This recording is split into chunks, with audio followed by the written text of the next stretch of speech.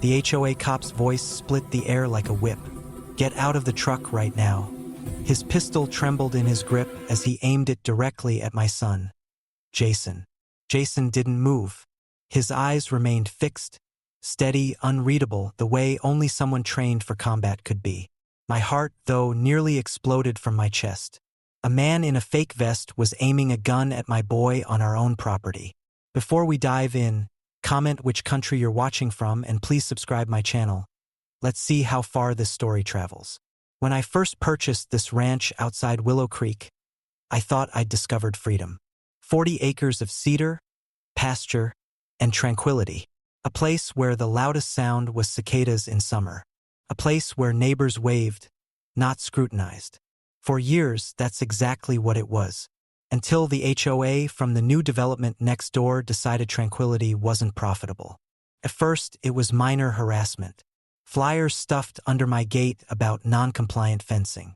Letters stating my barn was an eyesore visible from the street. None of it concerned me.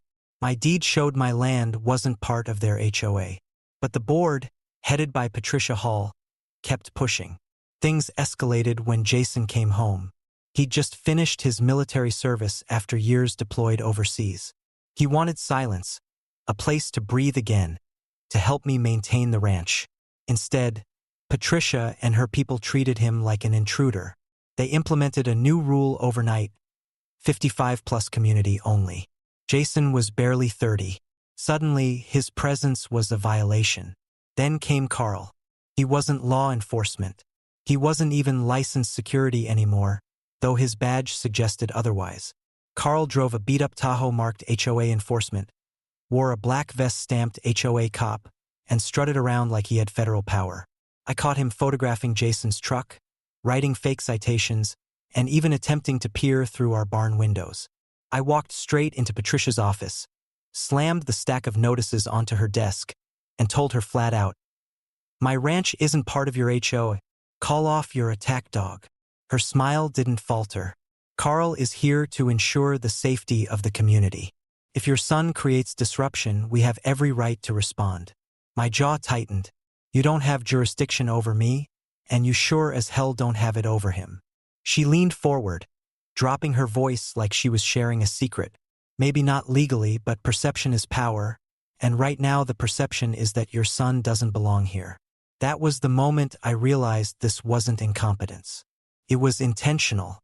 They were targeting Jason because he didn't fit their sanitized vision of community, and Patricia had unleashed Carl to do her dirty work. For weeks, it escalated like a storm.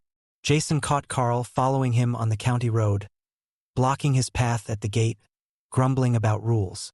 I warned Jason to stay calm. He just smiled that quiet soldier smile and said, "Dad, I've faced worse than wannabe cops." But Carl didn't back down. He escalated. And the day finally arrived when he stepped onto my gravel driveway, weapon drawn.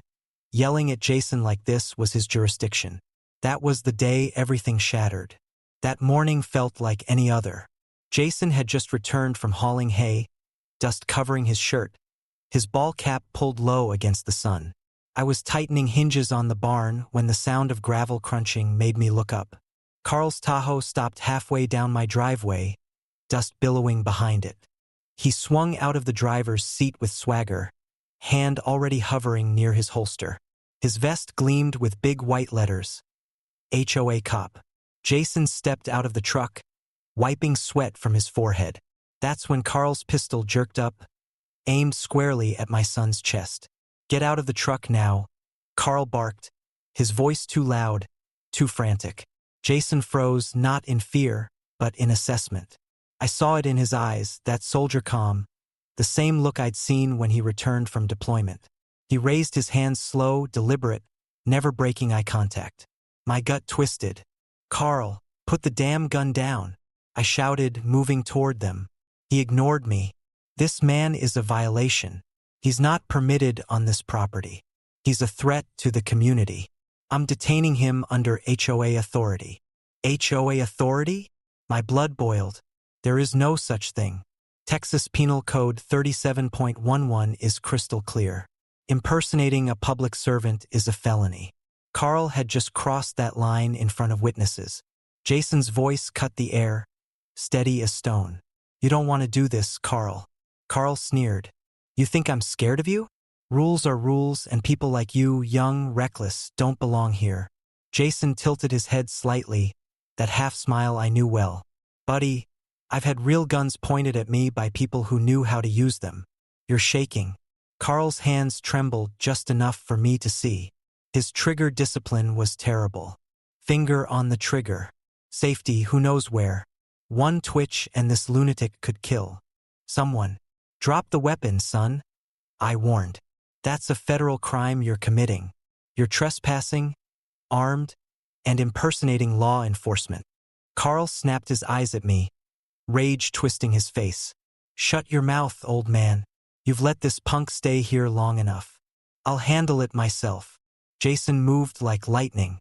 Before Carl realized it, Jason sidestepped, disarmed him, and twisted the pistol from his grip with a move so fast my eyes barely tracked.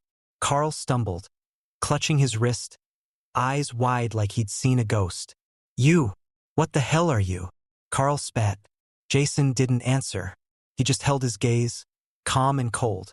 Special forces. You just pulled a gun on the wrong man. The silence was heavy, broken only by Carl's ragged breathing. His tough guy act had cracked, his vest suddenly looking cheap and hollow.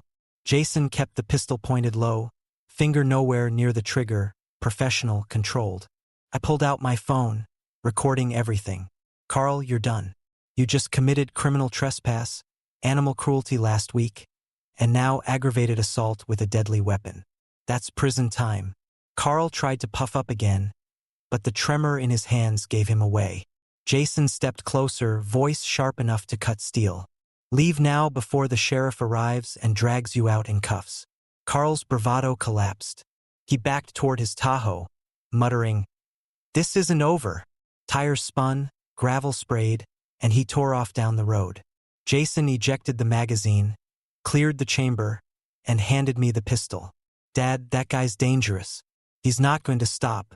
I nodded, my chest tight. Then it's time the sheriff knows everything. No more warnings. No more giving them the benefit of the doubt. It's war now. And with Carl's pistol still warm in my hand, I knew we had the evidence to bury the HOA's little empire once and for all. If you're enjoying this HOA story so far, like and subscribe because the story is only going to get better. The silence after Carl sped off didn't last long. By dusk, the sheriff's office was at my gate. Once I handed over Carl's pistol and the footage Jason pulled from his dash cam, the deputies went to work. Deputy Waters walked the property with measured calm. We'll take your statement, collect that evidence, and we'll get the footage cataloged, he said. If he's been drawing a weapon unlawfully, impersonating, trespassing, that's a serious problem. I watched him as if he were a surgeon, and the truth a wound to be cleaned. Jason stayed close but quiet. The investigation moved faster than any of us anticipated. Within 48 hours, the sheriff had interviewed half a dozen neighbors. One had taken a photo of Carl's vest months earlier. Another neighbor produced a printout of a security-style incident log Carl kept in his truck, dates, plates, observations about under 30 guests.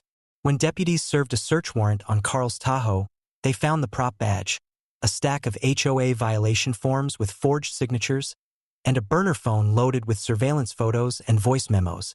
The prosecuting attorney charged Carl under multiple counts: unlawful impersonation, possession of law enforcement paraphernalia, criminal trespass, unlawful carrying and brandishing of a firearm in a threatening manner, and assault of conduct. State statutes vary, but taken together, the possible criminal exposure included felony charges and serious jail time if convicted, enough to make a man think twice before playing cop again.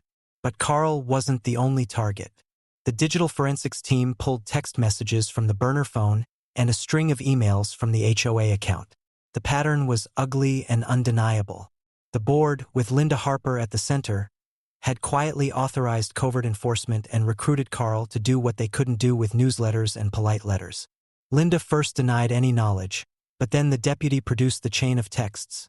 Linda's short, clipped orders, payment confirmations for security services, and a message that read, "Make him uncomfortable. Pressure will make him sell." The room cooled. Her face went white. That evidence triggered a cascade. The county attorney issued subpoenas. The state licensing board opened an inquiry into Carl's prior impersonation complaints. The sheriff's office referred the case to the district attorney for conspiracy and organized harassment charges. Neighbors who'd been too scared to speak before started coming forward with copies of illegal notices, photos of property marks, and stories about intimidation. One couple produced a recorded voicemail from Linda warning them their non-conforming teenage son would be targeted if they didn't cooperate. Civil attorneys moved too. A class action complaint was filed on behalf of affected homeowners for harassment, intentional infliction of emotional distress, and abuse of authority. I filed my own suit for aggravated assault with a deadly weapon, trespass, and punitive damages. The HOA's insurer tried to weasel out, but once the board's coordination with an unlicensed security liaison was public, the company backed the settlements to limit exposure. Results came fast. Carl pled guilty to impersonating an officer and unlawful brandishing. He received a multi-year suspended sentence, probation, and ordered restitution to several plaintiffs. Linda and 2 board members faced criminal charges for conspiracy and unlawful intimidation. Some pleaded out, others were indicted. The county revoked the HOA's conditional enforcement privileges, froze their accounts, and a judge placed the HOA under temporary receivership pending a full audit. In civil court, the plaintiffs secured a multi-$100,000 settlement for harassment, attorney fees, and punitive damages designed to make sure this never happened again in Willow Creek. Standing on my porch the first week after the settlements, Jason on the stoop, I felt something that wasn't relief so much as a reset. The line had been drawn. The people who tried to use fear as a tool lost everything they built on lies. They thought they were above the law. They weren't. They learned the hard way that intimidation is cheap and accountability is expensive. What do you think, folks? Did the HOA cop get what he deserved? Drop a comment below and tell me what you would have done if it was your property.